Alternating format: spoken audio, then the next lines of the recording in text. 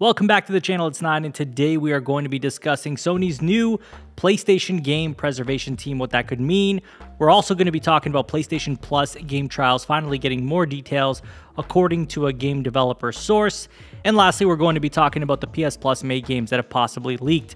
Now, before we get into that, if you have not subscribed already, please hit that subscribe button, hit that notification bell to get notified about all my upcoming videos, and hit the like button. It helps the channel a ton. Now, let's kick it off with this PlayStation game preservation team.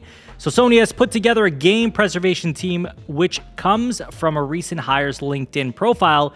Garrett Fredley says, "Today is my first day as a senior build engineer for PlayStation, working as one of their initial hires for their newly created preservation team." So yeah, what does this mean, right? Of course, you hear game preservation. What are you going to think automatically? Backwards compatibility, PlayStation 3 emulation. Now, based off the title of this new team, the things that come to mind are backwards compatibility, naturally, whether it be through their new subscription service or letting you rebuy games on PSN, which is another appealing option. The biggest thing people are asking for is PS3 emulation, so if that is what this is, people are going to be very, very happy. We obviously know that Jeff Grubb had talked about how Sony is working on PlayStation 3 emulation, and this is more evidence of that, actually.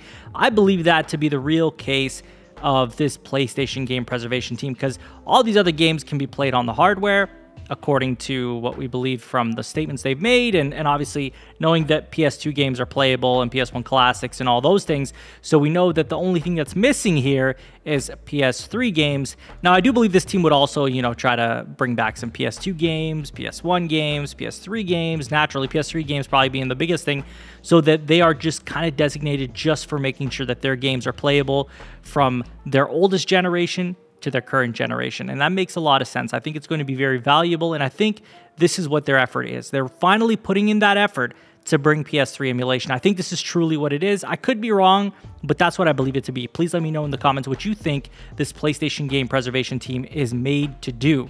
Now, next up, I want to talk about this PlayStation Plus game trials details that have come out. So according to game developer sources, new games that cost more than $34 will be required to have a time-limited trial that must last at least 2 hours. This will not apply to PSVR titles. Devs will have 3 months following the release of their game and must be available for at least 12 months. So this is a rumor, technically speaking. This is not confirmed. So I would ask that you just take it as a rumor. Don't assume that this is 100% the truth.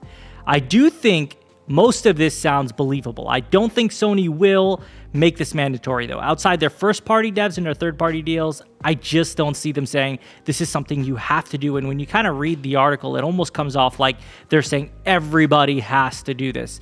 You can't really force anyone you don't own to do that. And I don't think Sony's going to say, well, if you don't do this, you're not going to be on our platform, because they risk a lot to lose if you tell a developer that is very loved that they can't be on your platform if they don't develop a game trial. So I don't think that's going to be a case.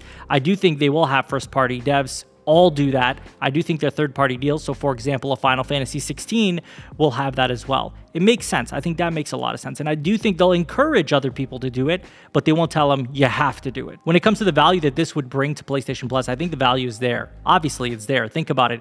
A lot of games, sometimes they look great in trailers until you try them. You don't know if you really like them. Like, for example, Death Stranding was one of those games that a lot of people didn't know if they would like it until they played it, right? You just think it's a Kojima game, therefore you will absolutely love it. And some people didn't feel that way. Returnal is another example. Another game that people watched trailers of it, thought it was something, and didn't realize how difficult it was. Elden Ring, another game, right, where it's very appealing in the trailers. There's a lot of popularity behind it, but once you play it and you realize, well, this game's a lot more difficult than I expected, maybe you wouldn't buy it if you tried it for 2 hours. So I think game trials have a value. There's absolute value there, and it makes sense for people to want these things.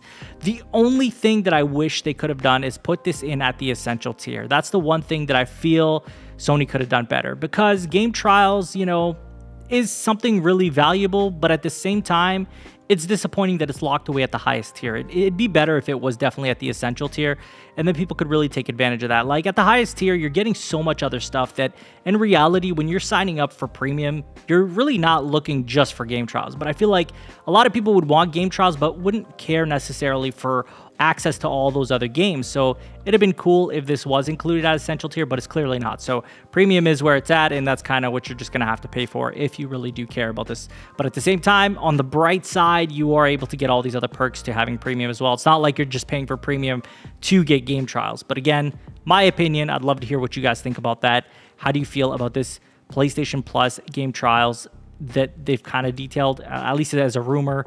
Do you like it? Do you feel like they could make some changes to it? Let me know what you think. And do you feel the same way as I do? Do you feel like it would have been better if it did start at the essential tier?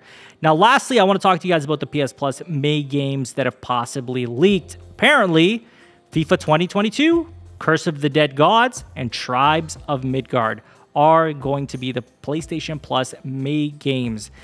I don't know how you feel about that. Depends if you like soccer, but I think FIFA 2022 is the highlighter here. And to be honest, as somebody who does enjoy FIFA games, I think this is great. This is great that we're going to have FIFA, but I do wonder how many people are really going to be excited about this because it's another sports game, right? I think we had a sports game not too long ago come up and people weren't too happy about that either. I mean, it depends, right? It really depends about your interests, and that's what it comes down to. If not, there are two other games on this list that you may enjoy that are very different from FIFA 2022. Ultimately, this could not even be accurate. This could totally be false, but we'll see what happens. Soon enough, we're going to get this list anyway, but it seems that usually when these lists get leaked, they're pretty accurate, so I'm betting that this is probably accurate. But that's all I have for you guys in today's video. Please let me know what you think of this PlayStation game preservation team. What do you think their job is? What do you think that we're going to see them do? What is going to come of this team? How do you feel about these PlayStation Plus game trials that have been detailed according to game developer sources? And lastly, how do you feel about these PS Plus May games that have been possibly leaked? Let me know in the comments. And as always, if you have not subscribed already, please hit that subscribe button, hit that notification bell to get notified about all my upcoming videos, and hit the like button. It helps the channel a ton. You can follow me on Twitter and Twitch. Links will be in the description, and share this video with a friend. I will talk to you all on the next one. Take care.